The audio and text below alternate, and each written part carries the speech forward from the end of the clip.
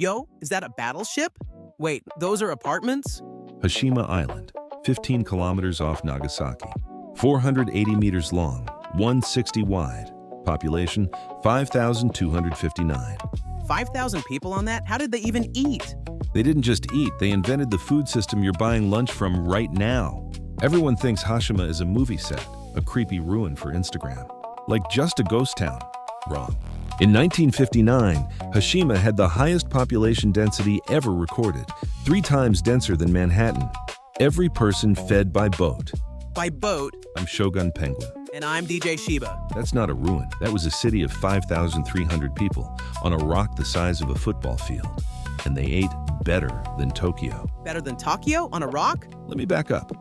In the early 1800s, fishermen off Nagasaki spot a reef, barely a sand.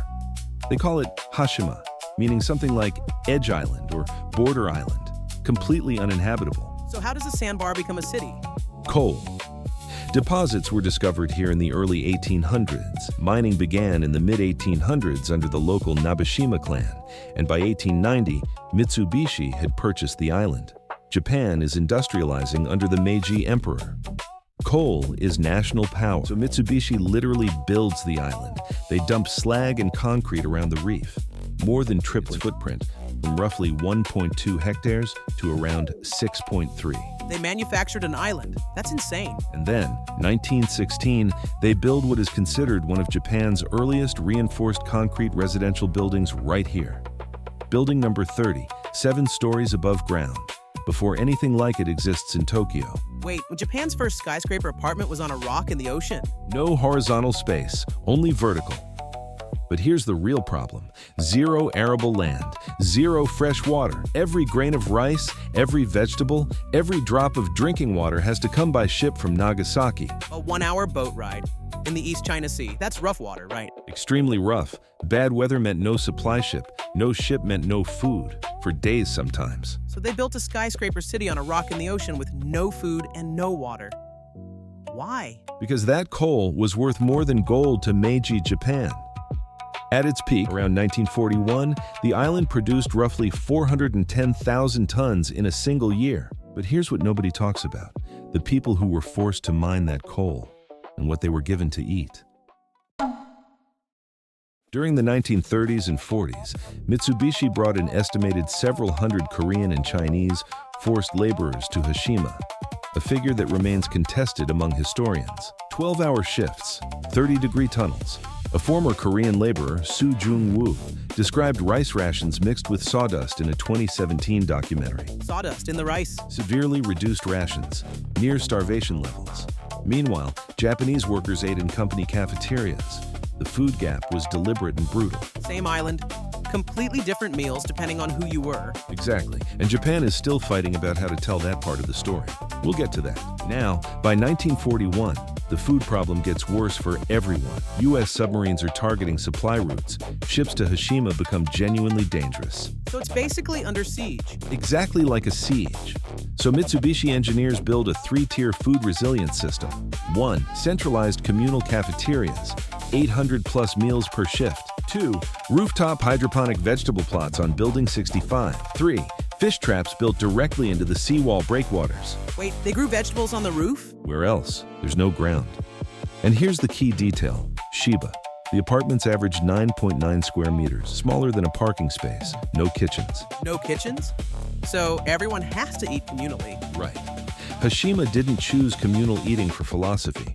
They chose it because cooking 5,300 individual meals in 9 square meter rooms would have burned the island down. Necessity invented the system. Centralized kitchens preparing standardized set meals, teishoku, for the entire population. An early prototype of the mass-produced bento. Huh? A bento factory on the rocks in 1941. Then, the war ended. The laborers were freed, and somehow, Hashima got even more crowded. What happened next was the strangest golden age any island has ever seen. Post-war Japan runs on coal, and Hashima's population peaks in 1959, 5,109 people. Nagasaki prefecture records put the density at 80.35 per square kilometer. 83,000. Manhattan is like 28,000. Kowloon-walled city was estimated at over 1 million per square kilometer, in a different league entirely.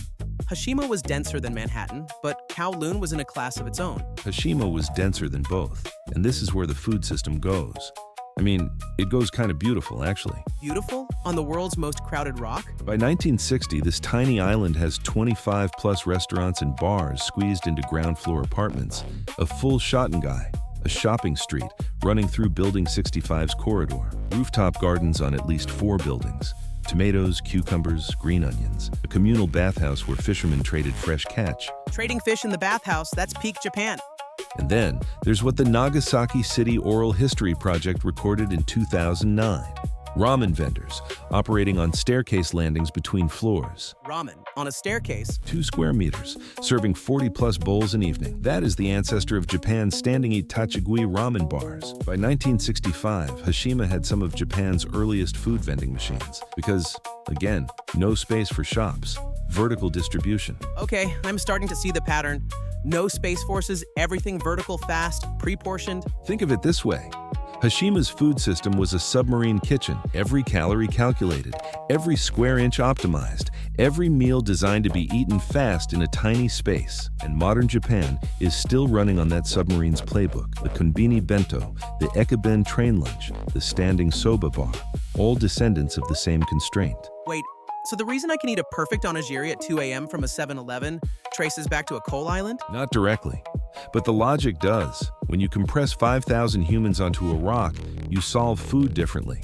And Japan never forgot those solutions. And then, January 1974, Mitsubishi announces the mine closure. By April, every single person had left. In 3 months, what had once been one of the most densely populated places on Earth became completely empty. April 1974. Mitsubishi shuts the mine. Japan's gone petroleum. The last residents leave by ferry. Population drops from about 2,000 to 0, under 3 months.